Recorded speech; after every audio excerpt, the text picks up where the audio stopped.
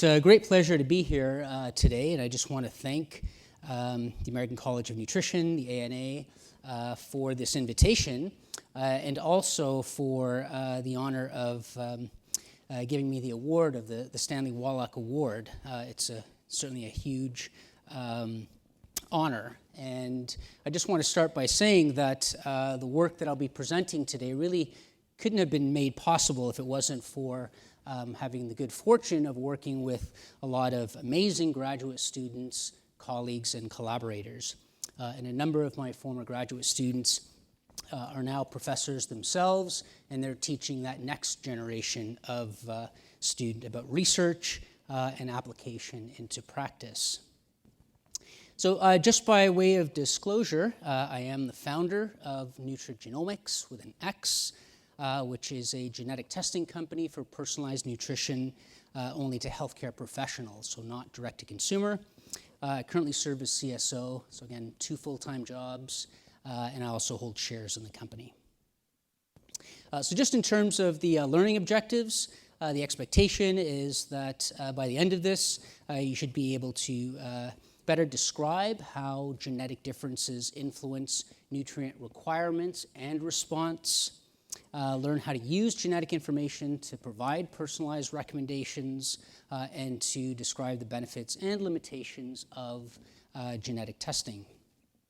And just by way of clinical actions for clinicians, should be able to apply, and I put in brackets, some genomic information. Obviously, there's still a ton of information that we still need to better understand, but there are some good markers that I think can be used today to provide better, more precise dietary recommendations. Also to describe benefits and limitations of genetic testing in clinical practice.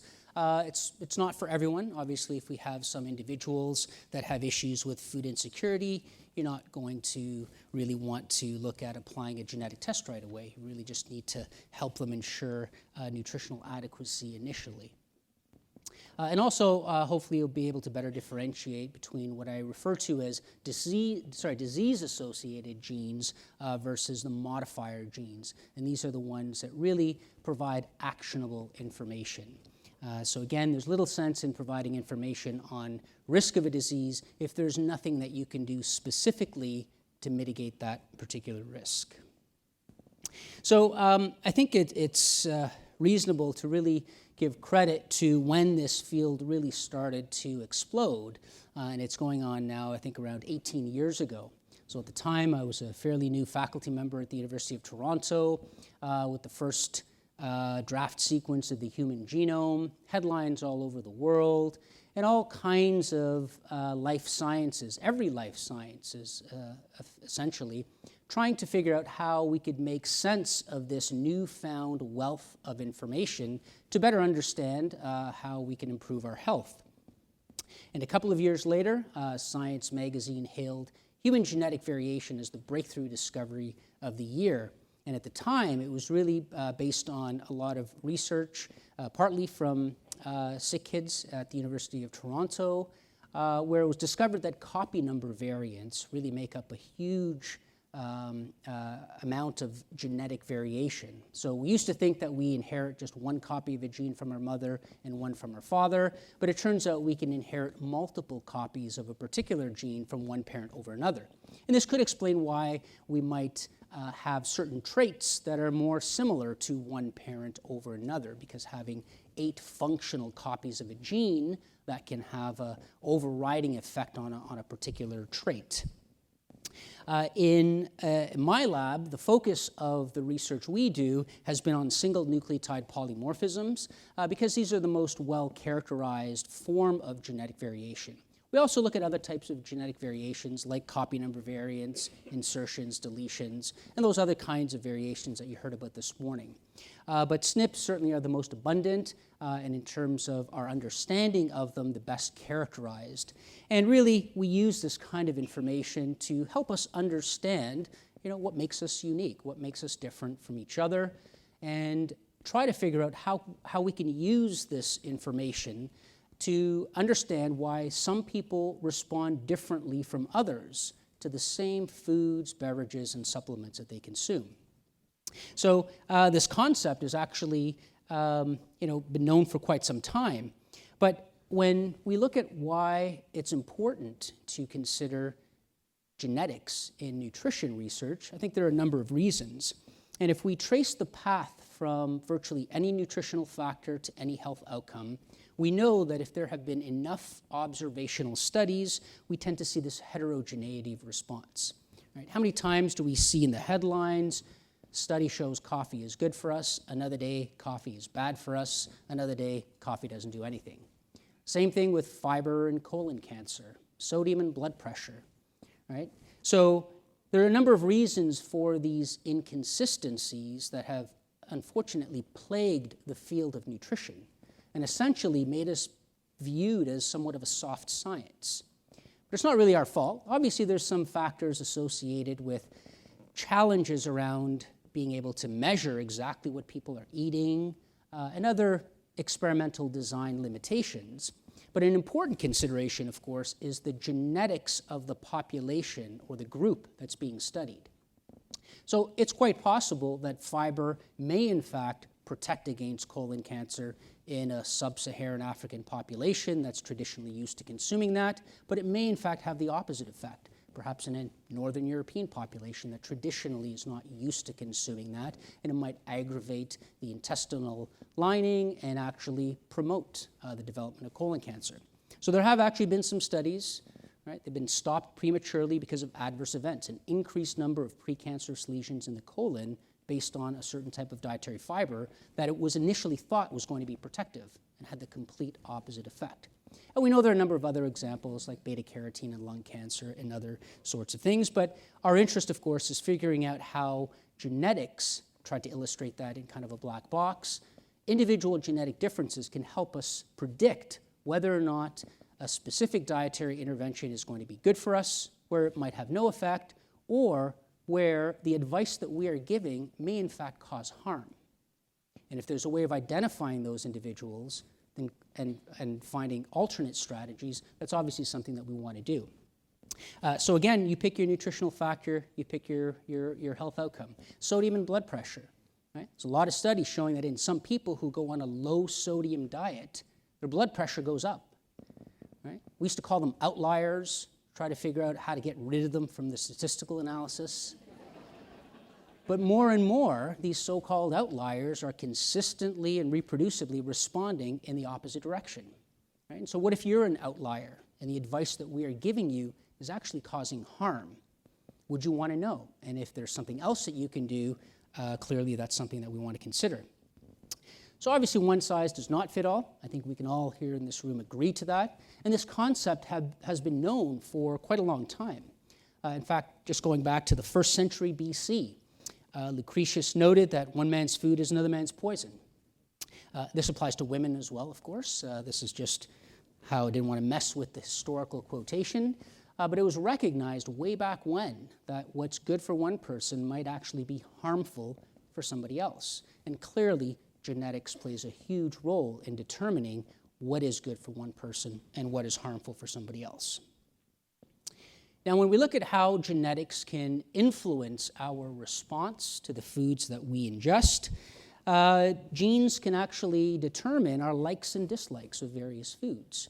So we've done some research in this field where we've looked at genetic variants in olfactory receptors that affect our sense of smell, as well as taste receptors. And these influence our sensory worlds and how we perceive certain foods. So broccoli, for example, can taste incredibly bitter for one person and not so much for somebody else. So while it's easy for us to give recommendations, oh, we'll just eat more broccoli, some people perceive it as horrendously bitter. Can't remember which of the George Bushes used to hate broccoli. Junior, yeah, okay. So we're not going to call him a mutant, but we'll just say, he had some kind of genetic variant that perhaps made him extra sensitive. You might not think he's very sensitive, but perhaps he is when it comes to broccoli. So again, this might explain why some people just dump, Cheese Whiz or whatever it is to try to make it as palatable as possible. I've heard some people put cheese whiz on broccoli. I haven't done it myself. I just like a bit of olive oil and a touch of salt.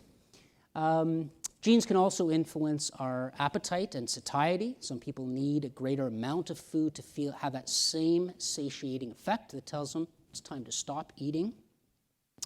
So once those genes influence what we choose to ingest and how much we ingest, genes also affect the metabolism, the cellular uptake, the distribution, the absorption, and the elimination of everything that we ingest. So it's one thing for us to measure or try to measure how much of a food or nutrient a person has consumed. It's another thing to know how much of that, or the bioactives, actually reach the target cell of interest.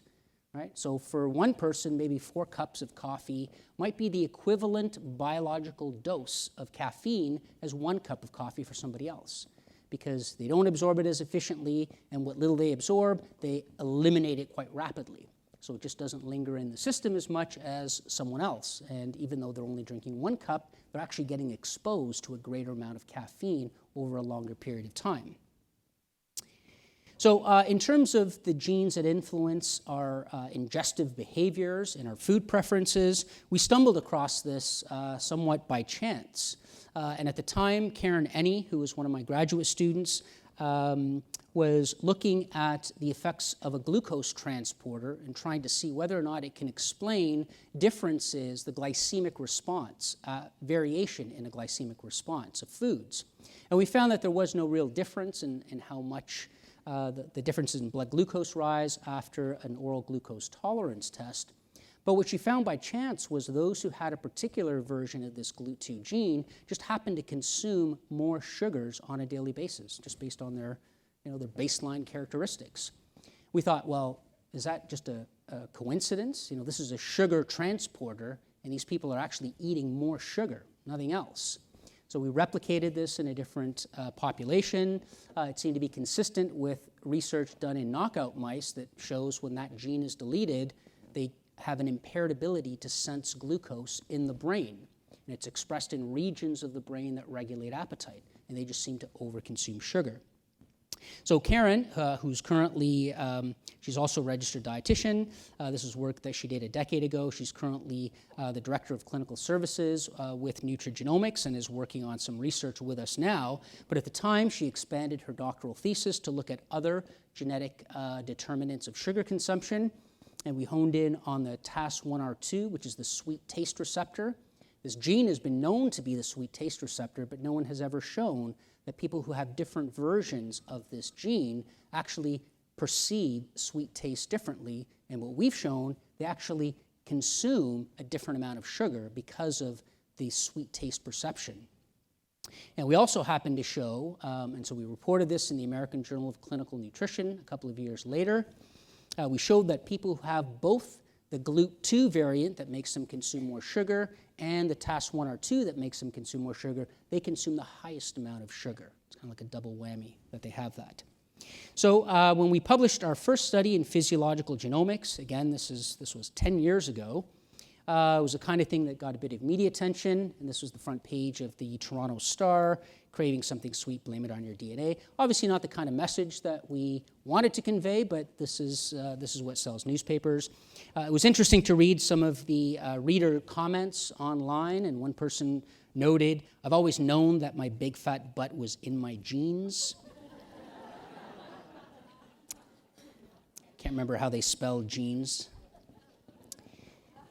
So a couple of days after this came out, a colleague of mine in the Faculty of Dentistry contacted me and said, hey, we know sugar is an important risk factor for dental caries, cavities, and other sorts of tooth decay. We'd be interested to know if this is a risk factor for dental caries. So we decided to collaborate with them on this project, and we looked at individuals where a dental student did examinations and without knowledge of what their genotype was. And we showed that those who have both forms of the variations that make them overconsume sugar, that even during their 20s, so these were subjects who were all between 20 and 29 years of age, they had a significantly greater number of what's called DMFT, decayed, missing, or filled teeth. So it's a score that's used in dental research to indicate the number of dental caries. So as you can see with the purple bars, those are the individuals that have both forms of both genetic variants that make them overconsume sugar. And already in their 20s, they have roughly twice the number of teeth that have decay, that are missing, or that have a filling. The ICD-AS, that's just an international scoring for dental caries, showing the same thing. And also not just subjective measures of dental decay, but also using x-rays and using the score there, and we found the same thing. So it goes back to our original observation of this genetic determinant of an ingestive behavior like sugar, and while initially on the surface it might seem like, oh, it's just kind of fun research, right? We get to know, how your genes, whether they give you kind of if you have the sweet tooth gene or you don't. But this is an example of implications for health, in this case, oral health.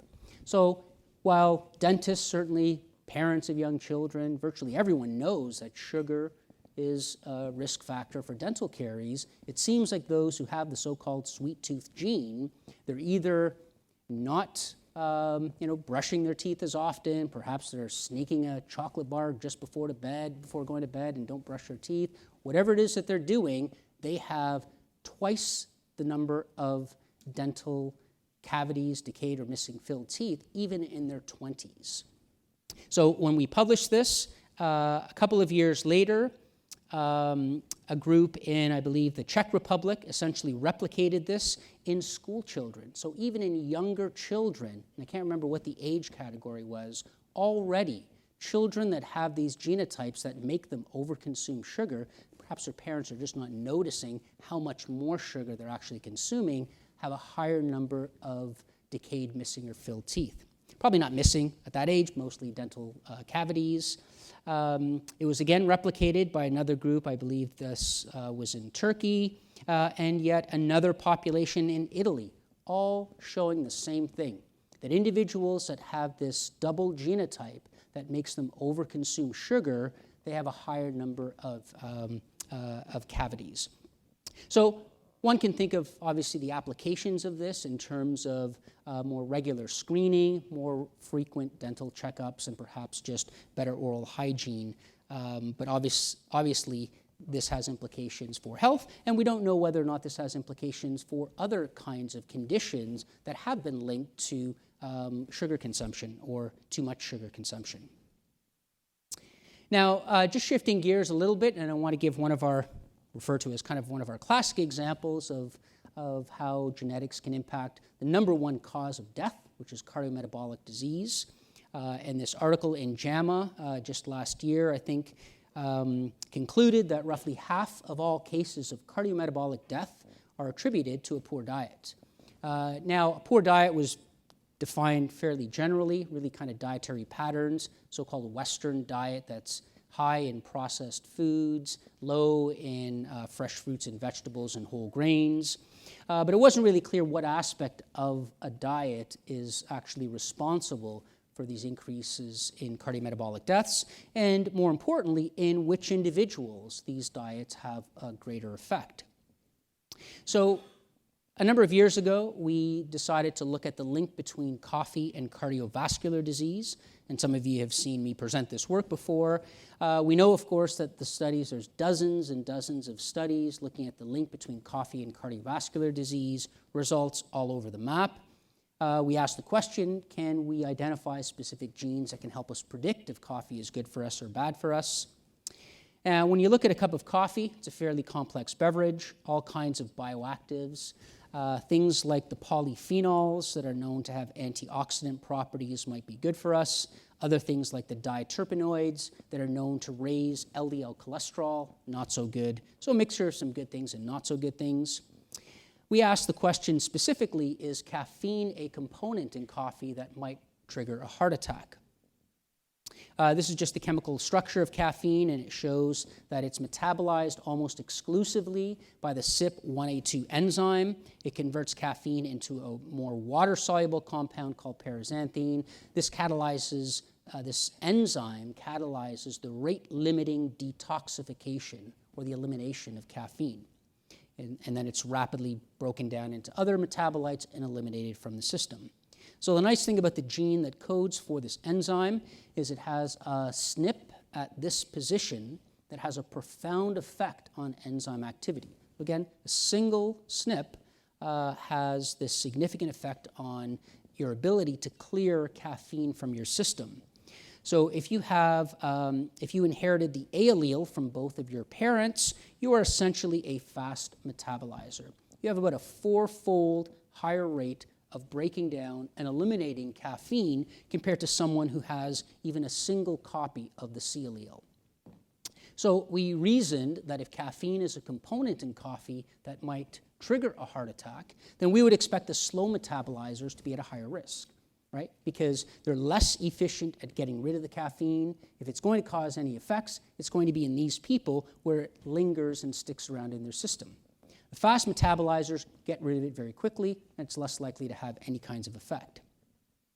So before taking genetics into account, we found that those who drank 4 or more cups a day had a 36% increased risk of a heart attack. This is the multivariate adjusted odds ratio. Means we took into account potential confounders like smoking, physical activity, saturated fat, and a whole host of other factors. And if we stopped our research there, our study would have gone onto a pile of a bunch of other studies that conclude, yes, drinking 4 more cups a day increases your risk of a heart attack. The real question we wanted to ask was, is this increased risk due to caffeine? And if it is, we would expect the slow metabolizers to be at a higher risk. So when we stratified our population by fast and slow metabolizers, that's exactly what we found. So on the left-hand side, and this is for those below the median age of 50, we found that fast metabolizers' moderate consumption was actually protective, whereas the slow metabolizers, even 2 to 3 cups a day, was associated with a significantly higher risk. If we go back one slide, and we see in the entire population, there was no association with 2 to 3 cups a day. But the reason for that is this entire group was made up of the fast metabolizers that seem to be protected and the slow metabolizers that have a higher risk. So when you mix those together, they'll cancel each other out, and you will conclude erroneously that caffeine at 2 to 3 cups a day doesn't do anything. But as you can see, it does do something, but it's very different depending on whether or not you're a fast metabolizer or whether you're a slow metabolizer. And what we think might be happening here with the fast metabolizers is because they can efficiently get rid of the bad caffeine, that might unmask the beneficial effects of the polyphenols, the antioxidants, and the other things in coffee that might actually be protective. Once you get to 4 or more cups a day, even though you're a fast metabolizer, you're probably starting to saturate the enzyme. So the adverse effects of caffeine are starting to counter any beneficial effects of the antioxidants and the other things in coffee. Now, I just want to point out that the only difference between these 4-cup-a-day drinkers and these 4-cup-a-day drinkers is a single nucleotide polymorphism that has a profound effect on enzyme activity. Right? They smoke the same, physical activity levels are the same, every variable in our database was the same. So because caffeine is the only major substance in coffee that's detoxified by this enzyme, this strongly implicates caffeine as a trigger for a heart attack. So we reported this. This was way back in the ancient days, 2006, in JAMA.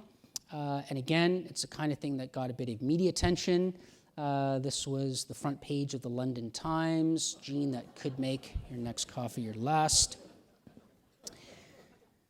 Just remember that if not everybody comes back after the coffee break. It wasn't until just a couple of years ago that Anna Had O'Connor in the New York Times wrote this piece, and this was after the new recommendations came out for coffee, saying, yep, everyone can drink up to 4 or 5 cups of coffee a day. And he wondered, why are we still making these one-size-fits-all recommendations when we know the science shows us otherwise?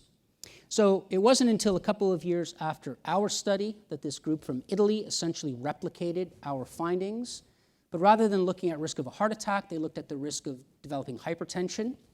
And this was a prospective study, which has a different kind of power. So they got a bunch of pre-hypertensives, assessed their coffee consumption, genotyped them, and then followed them up to see who developed hypertension. And so even though the cup sizes are a little bit different and the categories are different, nevertheless, you see the same pattern. On the left-hand side, fast metabolizers, coffee's protective, slow metabolizers, increased risk. This group has also shown a very similar effect with prediabetes, impaired fasting glucose, and again, the same thing. We often hear, well, coffee protects against type 2 diabetes. Not in all studies, and the effects are comparable with decaffeinated coffee. So it's certainly not the caffeine. In fact, caffeine specifically has been shown to cause impaired fasting glucose. And what this group showed is that effect is only in the slow metabolizers. So the fast metabolizers, there's really no association between coffee and impaired fasting glucose. We've since collaborated with this group looking at kidney function and looking at glomerular filtration rate, and found the same thing, that coffee increases the risk of impaired kidney function only in slow metabolizers, not in fast metabolizers. So when I presented some of this work at the Dietitians of Canada conference several years ago, one of the dietitians, who was a sport dietitian, Nancy Guest, came up to me and said, I see this as being the future of sports nutrition, because I know many of my athletes, I give them specific programs. It works wonderfully for some, and it doesn't work at all for others, and I think this is partly because of their genetics. So Nancy joined my lab a number of years ago and decided to embark on a PhD thesis looking at caffeine genetics and athletic performance. And we know that caffeine is widely used as an ergogenic aid, especially among endurance athletes. We know it benefits some, but not others.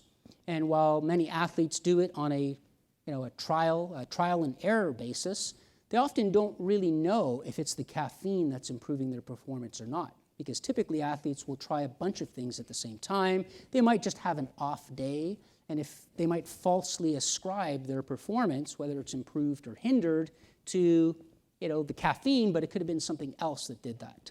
So we decided to put this to the test using gold standard, randomized, controlled clinical trial with a crossover design, washout period. So every athlete got 3 different doses, 0, 2, or 4 milligrams per kilogram body weight, and then underwent a 10-kilometer cycling time trial. And we found that those who had the 4 milligram, the highest dose of caffeine, equivalent to about 3 cups of coffee, performed significantly greater, but only if they were a fast metabolizer.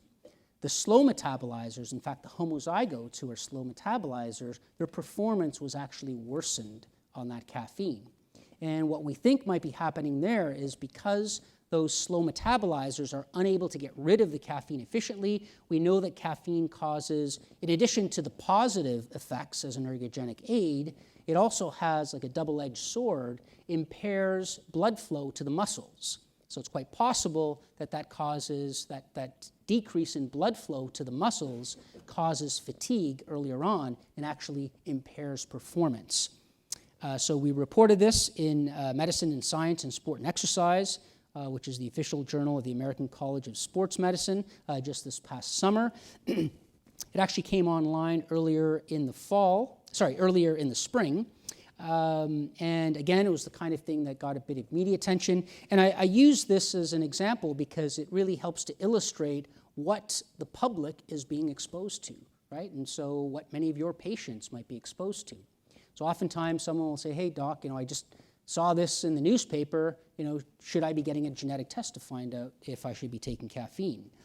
So it was covered in the New York Times and also another article. And this was in the London Times in the UK, a little bit more toned down, bit of a downer. Caffeine has a wrong effect on the unlikely 10%. So that 10% represents the CC homozygotes, what we call ultra slow metabolizers. They're the ones that caffeine actually impaired their performance.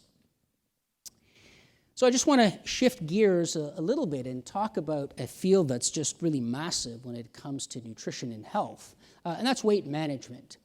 Now I just want to clarify that we're not looking at genes that predict obesity or being overweight, because for that, you just need to, have a person really just stand on a scale, and you know that. What we're trying to do is figure out for someone who's trying to lose weight, what is the most effective strategy for that particular individual.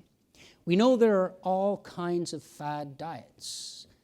Low carb, low fat, high protein, paleo, I can't even list them all. And the reason why these fad diets persist is because they actually work in some people, right? And so the question is, how do you know what approach works best for you or for your particular patient? Now, some of you may be familiar with this study, the Diet Fit study that came out a few months ago. Just curious, by show of hands, how many people heard about this study? Diet Fits, yep. Made headlines, and some of the headlines I think were a bit misleading. So in the LA Times, they had this headline: "Your DNA won't determine the best diet to help you lose weight."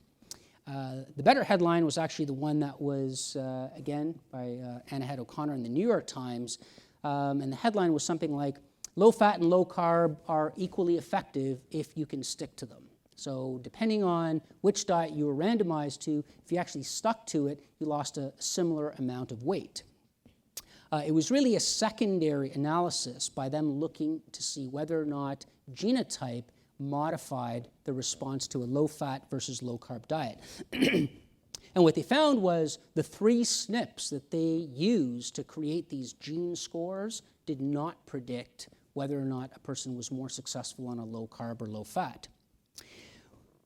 But it's actually quite puzzling, because if you look at the genetic marker that was selected, or the markers that was selected, you have to really go to the appendix of this paper.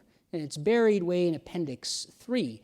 And this, as you can see, was written way back in 2010. So they chose these genetic markers quite a long time ago.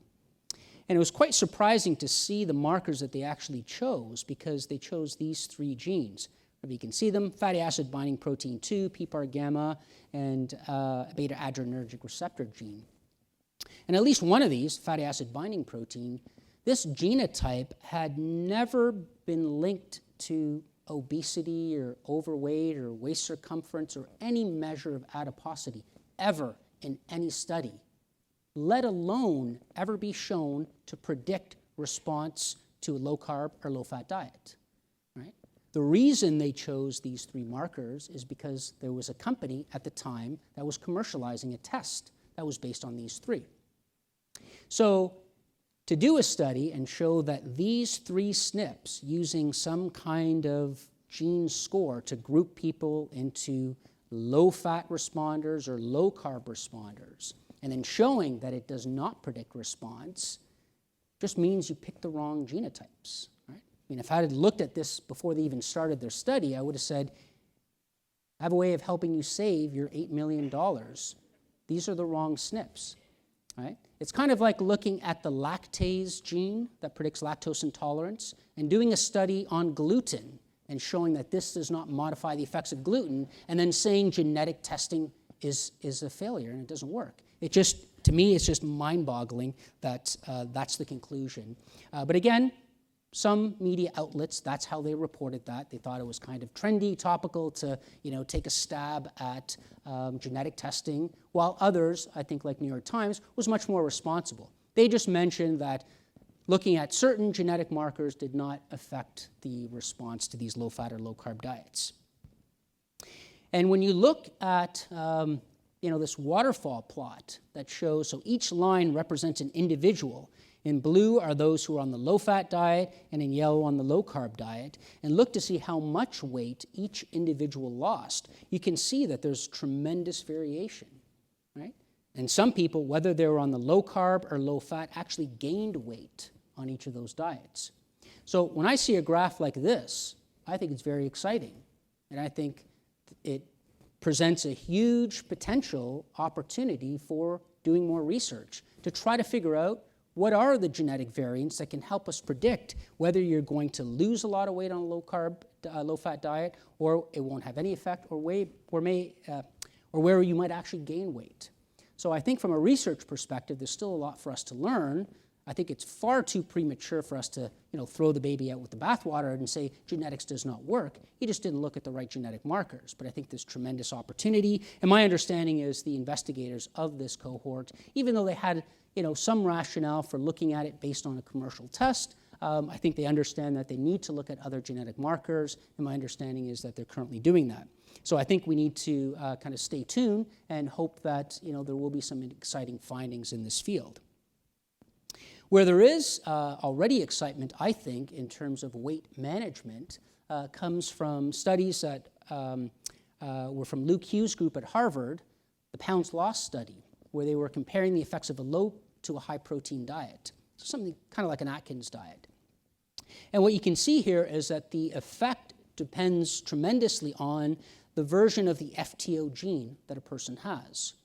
So if you are a carrier of the T allele, there's essentially no difference in how much body weight or body fat. So this is fat mass after 2 years, a 2-year intervention. So a 2-year RCT, that's a gold standard for scientific evidence. But look at those who had the AA genotype. You can see those who have this genotype and were on a high protein diet, they lost a tremendously greater amount of fat mass, and they maintained that 2 years later.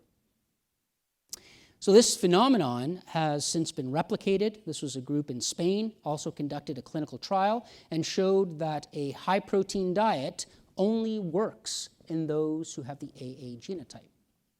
We've also replicated this, looking at a multi-ethnic population in Toronto, where we did a cross-sectional study, and we found that in the East Asians who have the AA genotype, they have about a 10 centimeter difference in waist circumference. So, 4, 5, 6 inch difference in waist circumference, depending on whether they were on a low or high protein diet. The other genotypes, absolutely no difference in waist circumference. And we know that in East Asians, waist circumference is a stronger predictor of cardiometabolic health than BMI. So again, replicated in 3 different populations using 3 different study designs and 3 different ethnic groups. So I just want to shift gears a little bit and give you another example of what I consider an interesting gene-diet interaction.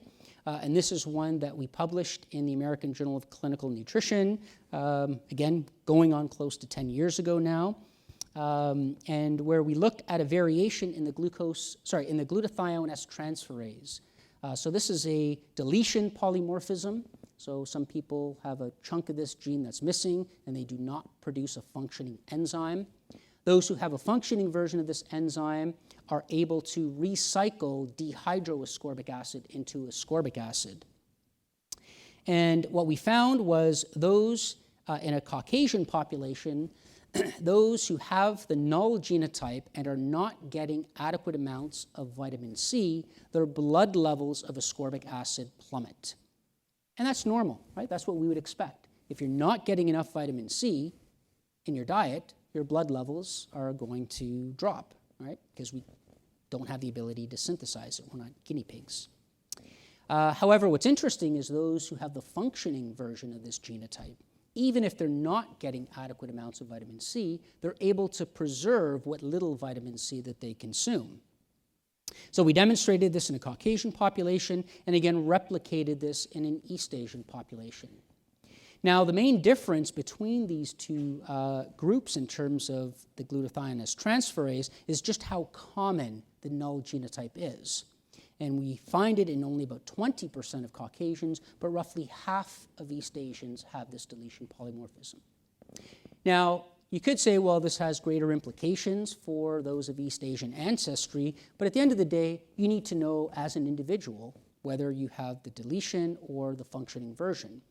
And what this illustrates is it doesn't really matter what the ethnic background is, what your genetic background is. If you're looking at the right functional polymorphism, it should have the same effect, whether you're of East Asian ancestry, African, Latin American, Northern European, or what have you. It's the same thing about the other example. So the CYP1A2 enzyme metabolizes caffeine, and it doesn't matter where you put that gene, it metabolizes caffeine specifically. So that's an important factor to consider, because what typically population geneticists argue is that a lot of the research has been done in populations of European descent, rightfully so, and that just, we don't really know if we can extrapolate those findings to other ethnic groups, and then that's a fair enough criticism. But again, what we're trying to illustrate here is it really shouldn't matter. If you're looking at the right biochemical marker, the right enzyme that metabolizes a particular nutrient, it really shouldn't matter. So one question that some people have is, well, what happens when you give people their genetic information? What are they going to do with that?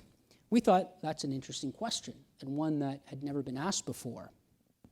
So we decided to put it to the test. And again, we like to use so-called gold standard randomized controlled clinical trial. Got a bunch of individuals, randomized them to receive either DNA-based dietary advice or the standard population-based recommendations. And what we found was those who got the DNA-based dietary advice actually claimed to understand the recommendations to a greater extent, statistically significant, which we were a little bit surprised. We asked them some of these questions because there was some concern that people just don't understand it. It's too complicated. Well, it depends on how you phrase it. Right? If you tell someone you have this gene that makes you a slow metabolizer, you have to limit your caffeine intake, that's not that complicated. Right? It's not like you're giving them a raw readout from the sequencer, AC, GTCC, and good luck trying to figure out what that means.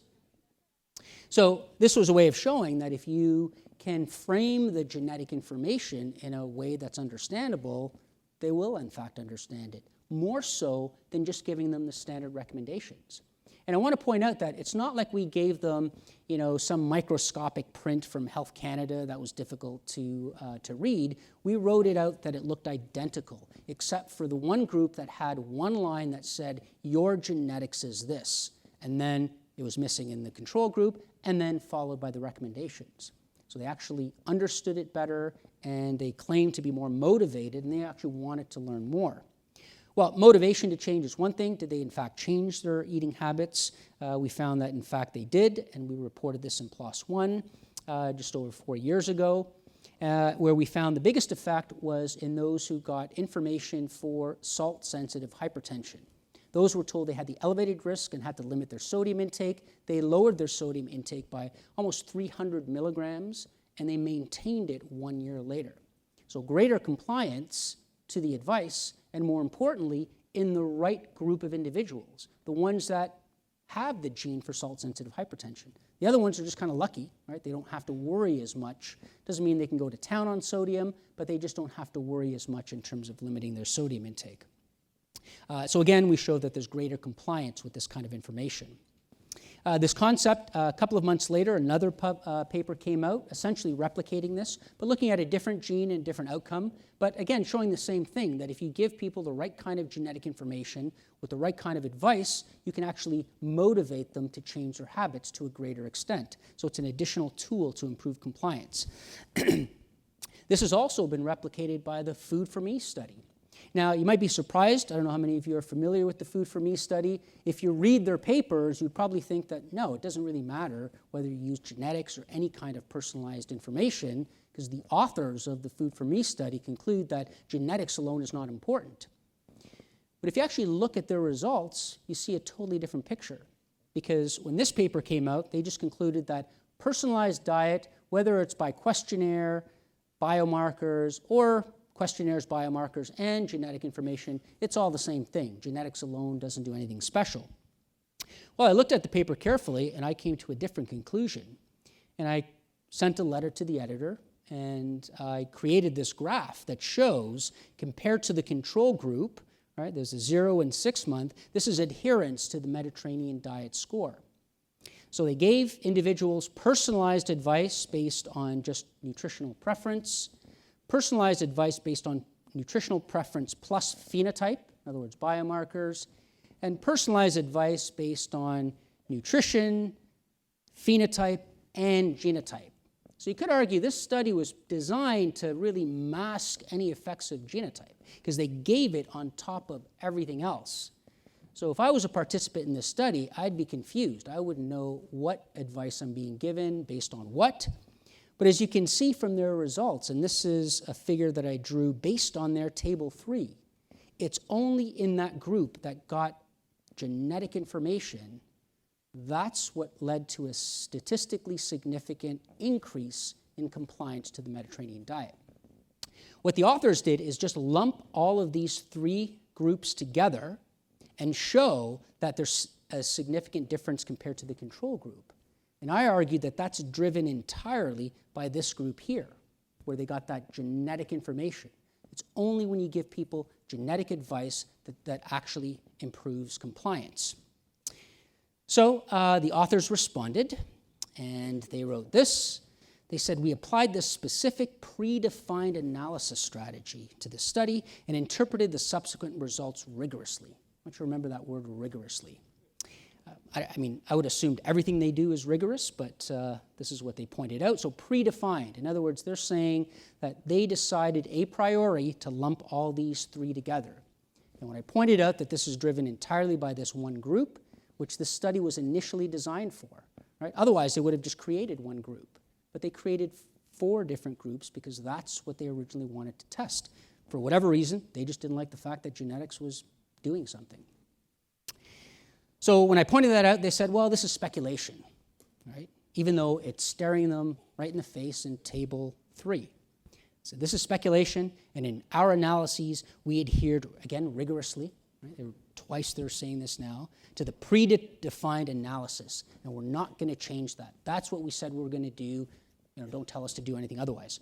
Even though if you go to clinicaltrials.gov, the way this study was described and defined and designed was to have 4 groups, right? So you don't come now and say just because you don't like the effects of the one group with genetics that you're going to lump them together and this is what you're going to conclude.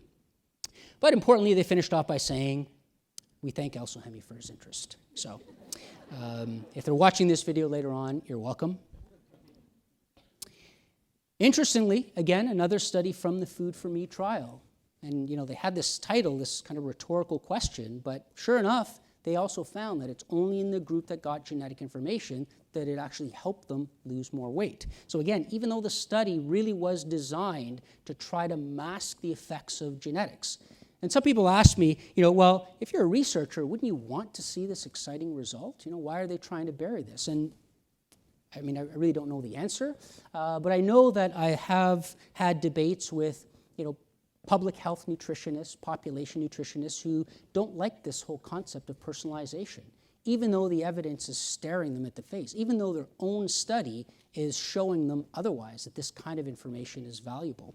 For whatever reason, it goes against their own beliefs and their approach to improving health, which they would argue is through public health and not personalization. But I think we really have to just look at the evidence and decide for ourselves what is most effective.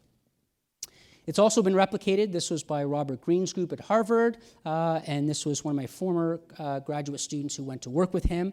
And Diva is now a professor at McGill University doing her own research in this area. And they found that even without giving people advice, if you just give them their genetic information, it actually motivates them to make certain kinds of changes. And as you can see here, only about 40%, I shouldn't say only, over 40% of people actually changed their lifestyle, even though they weren't given specific recommendations. So for those of you who give advice for healthy eating, healthy living, and find that compliance is a bit of a challenge, you'll recognize that almost half the population, that's a pretty striking effect. That's pretty profound to have just a bit of genetic information that can get this much of the population to actually change their lifestyle for the better. You can see here that the biggest change people made was to their diet. Some people decided to exercise more. Some people decided to take supplements. It was interesting, some people even decided to take prescription drugs, and in some without medical consultation. So maybe sneaking a statin from their spouse or something, I don't know. But obviously, it's something that it resonates with a lot of people because it's based on their genetics. They know that they're not getting just generic advice that everyone is giving. This is tailored specifically to them. So this recent systematic review on this topic, this was from Justine Horns and her group at the University of Western Ontario. Justine used to work with us at nutrigenomics, and then she decided to go to Western to pursue her PhD. And in their systematic review, they found that in studies that gave genetic information, it was those that coupled that with specific actionable information and advice, that's what led to the greatest amount of compliance. So obviously there's some studies that show null effects of genetic information, but we really have to look at the studies and how they were designed. And again, it's easy to design a study that really masks the effects of genetics by kind of burying it in with a bunch of other kinds of information. So I just want to then touch on, as you all know, the field is not without its controversies. And there are a number of skeptics in the field. I just want to go through a couple of items that you may encounter yourselves if you become a certified nutritional genomics specialist when the program is available, and you might find there's still some skeptics in the field. These are some articles that have been published. This one in particular was focusing on the microbiome. I know there's a number of companies that provide personalized advice based on the microbiome. I think the microbiome has profound effects on metabolism, and there's a lot. We're just beginning to scratch the surface of our understanding of what the microbiome does. But the microbiome also changes quite rapidly. So based on what you eat today, your bacteria can be very different tomorrow.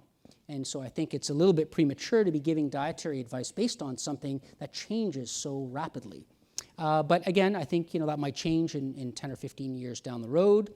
Other articles on, again, some shady operators, some companies that have really given the field a bad reputation, selling genetic tests with overpriced supplements where the science was just not there to substantiate that. And again, giving a negative view of the field in general. But in terms of what some, oftentimes scientists, usually geneticists that I think have a particular bias, but other types of healthcare professionals that just don't believe in the science, where I think we shouldn't even use the word belief. This is not kind of a faith or a religion. It should be science. It should be based on evidence. And so some argue that single SNPs are useless. And again, you get this from population geneticists that try to link a specific SNP to a specific trait like type 2 diabetes, obesity, heart disease, and they're only able to explain a little bit of the variance. So then they come up with these so-called gene risk scores, and now they're able to explain not just 2%, but 8 whopping % of the variance. Obviously, a huge piece that they're missing is the environment, right? And so to claim that we're going to be able to understand any of these complex traits just by single SNPs or even genetic risk scores is really asking the wrong question. I've already given a number of examples of single SNPs that are in modifier genes that have a profound effect on response to an environmental factor. So the SNP in CYP1A2 alone does not predict heart attack, hypertension, prediabetes, kidney disease, or performance, but it does determine your response to caffeine consumption. And if you're part of the 50% of the population that's a slow metabolizer, you need to limit your intake to no more than 2 cups a day. Otherwise, you're going to increase your risk of all those conditions. So again, you have to look at the right kinds of SNPs. In some cases, there could be multiple SNPs in a certain biochemical pathway that together give us a more complete understanding of the recommendations. But again, in other cases, all you need is a single SNP that gives you better, more precision in terms of your recommendations. Doesn't mean it's perfect, but it's better than the generic kind of one-size-fits-all that we currently do. Some argue, well, people aren't going to change their behaviors. Well, we've shown to the contrary, we and others, that you can, in fact, get people to change their behaviors. And more importantly, it's the group that needs to change their behavior the most, the ones that get the information for elevated risk. Some say, well, we need more evidence, and we need them from RCTs. Well, even though this is genetic testing, it's ultimately nutrition advice, right? And what many of these skeptics fail to recognize is the vast majority of dietary advice that we currently give is not based on evidence from RCTs, right? These are not drugs. We base it on the totality of evidence, and oftentimes that comes from observational studies.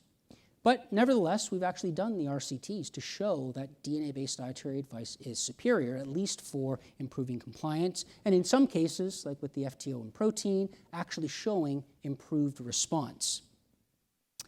Some argue that genetic tests are too complex. I don't know if you remember, the Academy of Nutrition and Dietetics had a position paper back in 2014, which they have since withdrawn, and they're actually revisiting this. And one of their conclusions was, genetic test results are complex. And I think they just probably haven't really seen a sample report. And again, it's not that complex to tell someone you're a slow metabolizer. I think by saying something like this is really meant to spook a lot of practitioners, and in the case of the Academy, really to spook dietitians, to say it's complex, leave it to others. Stay away from it, continue doing what you're doing, the food guide, the pyramid, and that sort of thing, and everyone will be safe. Some argue that family history is more informative. Well, perhaps for high penetrance genes, right? And so if you have a number of first-degree relatives that have developed, either breast cancer or heart disease in their 30s and 40s, that's valuable information. But when it comes to complex chronic diseases, family history alone is actually a very crude measure. And it doesn't really tell us anything about genetics specifically because families share both genetics as well as environments. And last, my favorite is just follow recommendations for healthy eating. Well, if you're a slow metabolizer and you follow the recommendations for healthy eating for coffee, which is up to 4 or 5 cups a day, and you're part of the 50% in this room that are slow metabolizers, that recommendation will increase your risk of a heart attack, hypertension, prediabetes, kidney disease, and if you're an athlete, it's going to make you worse, right? So it's just not the way to go. So where are we today? Well, we need to eat, and we need to eat today, and we give advice currently based on some scientific evidence, and what I refer to as old science, so science from 10, 20 years ago. So the question is, how much more evidence do we need to have in order to give more personalized advice? So how do we balance the advice then that we give to individuals based on population-based recommendations? Because some have pointed out, rightfully so, that not everyone has access to their genetic information. And that's certainly true and fair enough. It really doesn't make sense to give advice based on a bit of information that many people either can't afford or just don't have access to that information. But in cases where people do have access, and there's a growing number of people now, as the cost of genotyping is going down, availability and accessibility is increasing, why not give those people who are able to follow the advice that kind of information? Some argue that it's elitist, but you can argue that recommending fresh fruits and vegetables is elitist because last time I checked, it's not the cheapest thing in the supermarket. Right? So a lot of people can't afford fresh fruits and vegetables. That's a whole other area, but obviously one that's very important, as I mentioned earlier, food insecurity. So the field of personalized nutrition is really booming, massive industry, and projected to grow over to exceed $17 billion in just the next 5 years. So if you asked me a number of years ago, is DNA-based dietary advice ready for prime time? Maybe a decade ago, I probably would have said no, it's premature, but I think we've come a long way. And I think we can now, because the scientific evidence is, I think, quite robust, for some markers. And again, not every marker. There are many cases where findings have not been replicated. Preliminary findings were just premature. Sample size might have been too small. But in some cases, and this is why I tried to reinforce this concept of replication in terms of the robustness of some of the examples I gave. We've also shown that it's independent of ethnic background. We've shown improved compliance, and again, evidence using the gold standard RCTs.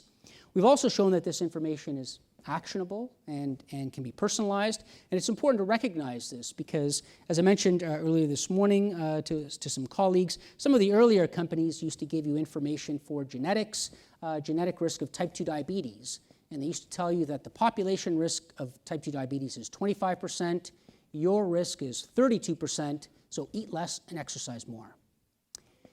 Well, that's not really personalized advice because you're telling everybody to eat less and exercise more. And again, I don't know how you can tell someone that they have a 32% increased risk of type 2 diabetes without actually knowing if they're currently overweight, sedentary, other kinds of lifestyle factors. That's based on kind of the US average.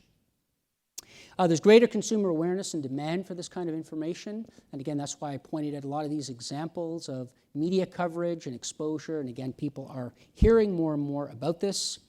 And there's also evidence that this kind of information is most effectively delivered through a healthcare professional rather than direct to consumer. And so there's been a number of groups, and we've done some of this research as well, showing that a healthcare professional who gives this kind of information, it's more likely to lead to greater compliance. And so what are the benefits of going to a healthcare professional? Again, they can explain the benefits and limitations. Not everyone is a candidate for a genetic test. But at the end of the day, if you eat or drink and you care about your health, then I think you are a candidate for a genetic test. A healthcare professional can address some concerns about genetic testing. Again, some people get spooked by a genetic test. They have this concept of, genetic determinism and fatalism, and they think, oh, it's in my genes, there's nothing I can do. Well, it depends on which genetic markers you're looking at. So if you're focusing on actionable modifier genes, there is something you can do to mitigate that risk. So there's also a little bit of accountability. So for those who, rather than just kind of going on a website, clicking, ordering a test, getting your report, and just looking at it and saying, oh, it's kind of interesting, and throwing it away. If it comes from your healthcare practitioner, there's more likely to be compliance and adherence. There's also opportunities for ancillary testing. So a practitioner might want to order some blood measures to look at compliance, right? So you could have a particular gene that predicts that you have a higher risk of low blood levels of 25-hydroxy-D. That's kind of a lifetime risk compared to someone who doesn't have that. But you don't really know what their current nutritional status is. So a healthcare professional can order that to say, okay, it looks like right now you're okay, but it's probably because you're doing the right things for your genotype. But they can also use blood biomarkers for compliance and looking at following them up. And lastly, there's just better understanding if you get this kind of information from a healthcare professional. So just to wrap up, we often hear, this concept of nutrigenomics revolutionizing nutrition, but I don't think really that's the right way to look at it. And if you think last year, the Nobel Prize in Economics was awarded to Richard Thaler from Chicago for this concept of nudge theory. And this was really understanding how to nudge people to make certain kinds of purchases. But this concept of nudge theory really applies to nutrition as well, right? And so I certainly don't view nutritional genomics as revolutionizing nutrition. I see it as more evolutionary. It's giving people an additional tool to nudge them towards healthier eating habits. And that's exactly what the scientific evidence shows. So it's not something that's turning nutrition on its head. It's really just helping us give people more precise advice and giving them the information, both practitioners and their patients, the tools to nudge them towards making those healthier choices. So the concept of genetics defining the diets of the future, I think we already heard from this morning. The future is here. It's already here. This was an article from the Sacramento Bee after a conference in nutritional genomics over a decade ago. And certainly in Ontario, largest province in Canada, in most jurisdictions, we have newborn screening programs. Right? And so every child that's born undergoes a battery of tests that we used to call genetic disorders. But the vast majority of these are managed purely by diet. Right? And so we're probably familiar with some of these, like PKU, right? So an inborn error of metabolism. Some infants have an impaired ability to metabolize phenylalanine. It builds up to toxic levels, causes severe neurological disorders. But if you can identify them, you put them on a strict low-alanine diet, they can manage quite nicely. And again, the vast majority of those conditions. The concept, again, that foods will be labeled based on genotypes as being futuristic is not true because we already have it. Again, every diet beverage that contains aspartame has this label. And again, it's for a specific subset of the population that has a particular genotype. Right? Most people don't even know that this label is on the product, right? But for others who have PKU, well, they already know aspartame, stay away from it. It's a dipeptide, half of which is phenylalanine.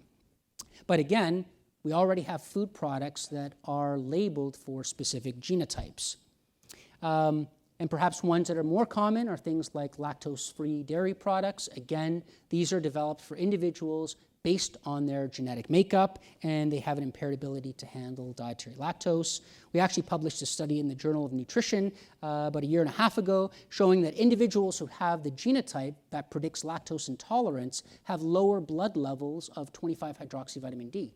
Now, you may say, well, that's obvious, right? They don't like dairy because it causes GI problems. They're limiting their dairy intake. But what this shows is those individuals are not compensating for that decreased dairy by getting vitamin D from other sources, and so they have lower blood levels of vitamin D. So the message is for those who have lactose intolerance, they have to be extra mindful of ensuring they have adequate amounts of vitamin D from various sources. Again, it got a bit of media coverage. And just to wrap up, again, there was an article in the Wall Street Journal that really profiled not only the research that we do in this space, but also some of the commercial companies that offer this kind of testing. Unfortunately, I have an early morning flight tomorrow back to Toronto, but if I don't get a chance to meet you either during the breaks or later on this evening, feel free to look me up. If you Google me, apparently there aren't too many Ahmed El-Sohemys. You'll be able to find my email address. I just want to finish off by, again, thanking the various supporters and funding agencies. And I'll just leave you then with this quote. Even though the term nutrigenomics is fairly new, as I mentioned, the concept is quite ancient. And Hippocrates noted over 2,500 years ago that positive health requires a knowledge of man's primary constitution, really an old-fashioned way of saying genotype. And went on to say the powers of various foods, both those natural to them and those resulting from human skill. So clearly, he was thinking about personalized nutrition. So I will stop here, and thank you for your attention.